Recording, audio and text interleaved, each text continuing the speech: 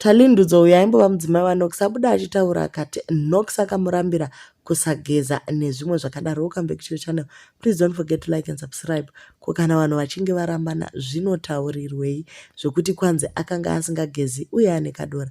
Anyora akati besides zvedora ndaimuvengera kusagera choya mabhurugwa emukati pandaiwacha ndaiona dovi handizive ndozvoita varume venyuwo here. Saka kuri kunzi mukomana aikonewa kupisika maybe inyaya yekuva timu rekuzaka rajaira maguri kozvinozika mwanani.